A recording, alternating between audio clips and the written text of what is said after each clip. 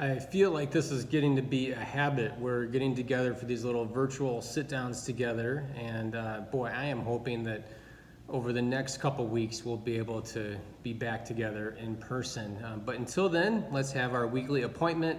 Get yourself a warm, hot cup of cocoa or tea, or I've got my coffee, and let's have our weekly appointment together. Now, if you're watching this after Thanksgiving, it's maybe November 29th, that's a Sunday, then we're beginning to celebrate Advent together. If you don't know, Advent is kind of the beginning of the Christmas season, at least for Christians around the world. It's the month or so before Christmas, and we slow down to remember Jesus' life, his death, and his resurrection. I came across a study the other day from psychologists and social workers are beginning to recommend to people that they should put up their Christmas trees and Christmas lights a little bit earlier this year. We were having this conversation around our house, around our dinner table, like, should we go ahead and put them up early? But because our tradition is always to wait for Thanksgiving. And the argument, at least from the social workers and psychologists, is that, during that time, once we kind of put our Christmas trees up and stuff, it breathes kind of a lightness or a sense of hope and expectation into our world that we need right now. We're kind of locked up in quarantine, or we're looking at death almost on a regular basis. If we watch the news, we see people getting sick, we see questions about elections and all these other stuff. We just need a sense of hope.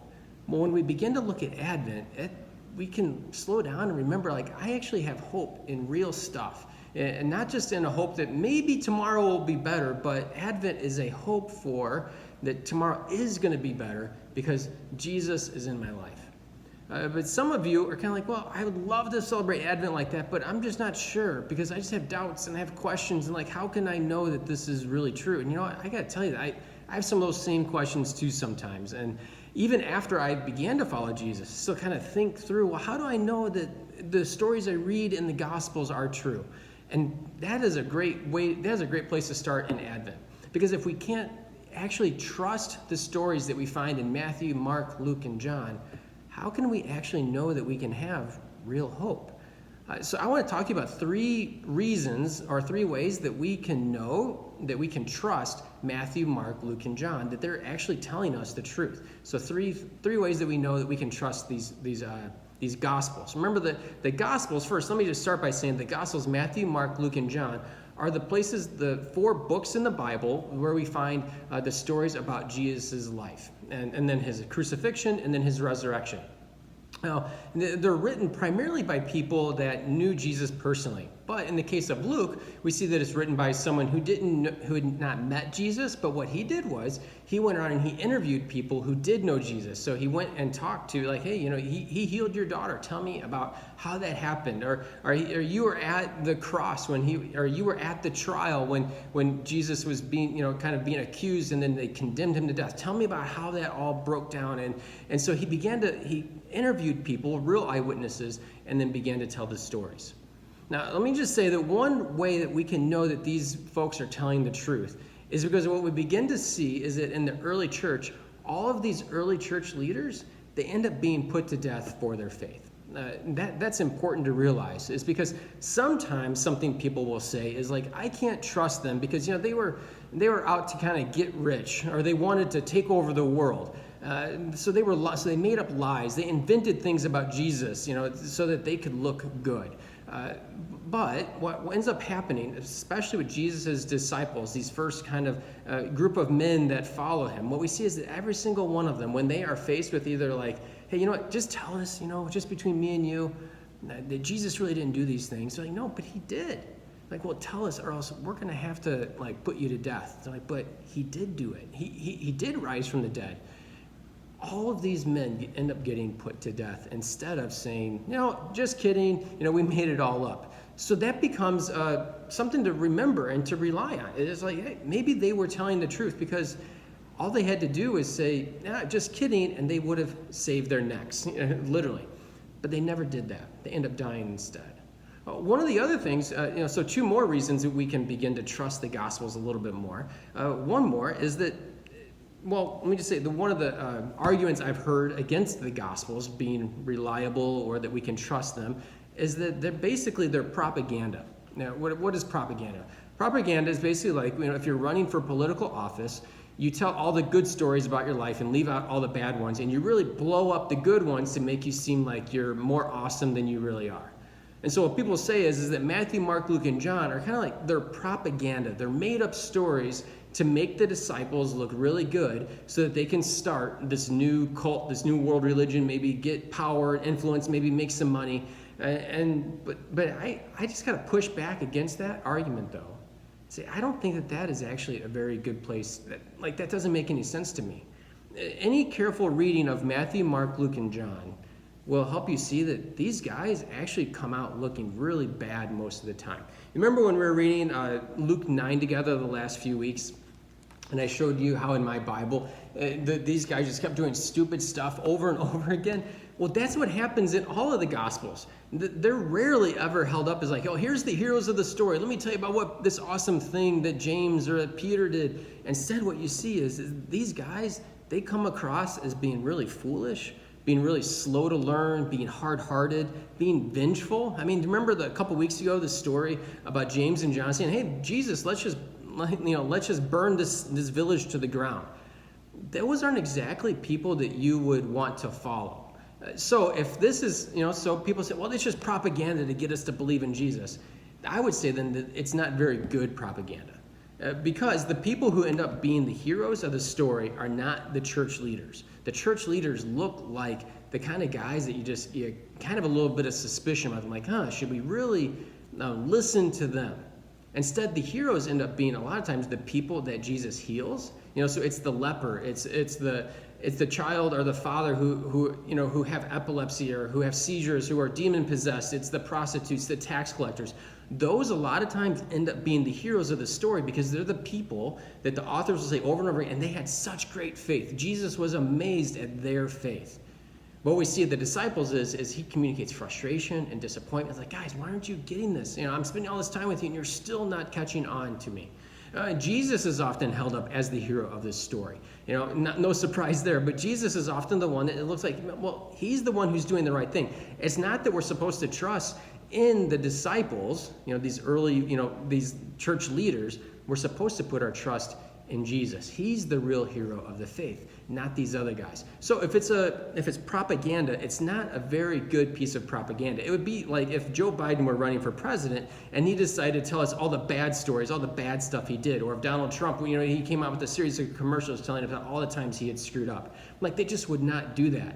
But that's what Matthew, Mark, Luke, and John are. It's like commercial after commercial, story after story of them messing up over and over again and again. Now, one last place where we can kind of land this and just say, here's another way that we can have a bit more faith that as we celebrate Advent, that we can trust the Gospels. Is that as we read the stories, it opens up, and especially it talks about real people, real places, and real events. What I mean by that is that as the story opens up and you say, in the time when Caesar Augustus ruled Rome, there was a census. People were being counted and they were being taxed, and they were going to Bethlehem and they were going to their hometowns and their villages. And that even you see as Jesus is performing miracles, it names cities, it names villages, it names roads, it names places or even geographic features, lakes and mountains where specific things happen. Now that's important to realize because if you read other supernatural or mystical or magical type stories during this time period, like from other world religions or from Greek or Roman gods and things like that, what you see is that it seems like they're not grounded in reality. They're not grounded in a real world. Like, they don't talk about real people or they don't talk about real places. Instead, what those stories end up sounding like a lot of times is, a long time ago in a galaxy far, far away. And it's kind of like, well, you end up walking away from those stories feeling like, yeah, that's an interesting story about the Greek gods, but it doesn't seem real. Whereas when you read Matthew, Mark, Luke, and John, you see, like, Jesus was walking along the road. They were going to this location. He sent them to this village. He met a man, and that Joseph was from this town. He was from this place. It places these characters not as fantasy made up people that might have existed, but it puts them into a particular time and into a particular place in our world's history. So that begins to help me realize, like, as I read this story, I'm not reading about like Hercules or, made up folks. I'm reading about people who had real problems, who had, real struggles, real questions, real doubts. That when a father came up to Jesus and said, Jesus, will you heal my daughter? He really had a daughter that he needed Jesus to heal. And that as he spoke to Jesus, he was speaking to a real person that he could grab out, and that Jesus put his arm around him, put his hand on his shoulder and said, here, tell me about your daughter. Where are you going? That as they began to even just walk around, that they had people, these were people that had sore feet and bad backs and clothes that were scratchy or didn't fit, or that were hungry in the morning, when they woke up in the morning, they had, morning breath, that these are people that actually lived and breathed and that met a very real Jesus. So it's during this Advent time that it's helpful for us to slow down and remember, like, when did I meet Jesus? For me, it was June 25th, 1995. That's when I was sitting in a crowded conference, and I was listening to someone just explain the life of Jesus. And for whatever reason that night, it all began to make sense. I began to sense the presence of God in a way that I had not understood before, and I couldn't deny it. That while my mind was still trying to make things up, I felt in my heart and my spirit, like, this is true. And so for us, during this Advent time, it's helpful for us to slow down and be like, yes, this is why I believe that Jesus really lived. I believe that he's still alive, and that he's still meeting people today. So when did you meet Jesus? Maybe you haven't met Jesus yet. Maybe he still seems like he's far off and he's mystical. Well, maybe during this time of Advent, why don't you begin to read through the stories, read through the life of Jesus? For a lot of you, I sent out devotionals for you to begin kind of that process with. And if you didn't get one and you want one, please get in touch with me and let me know.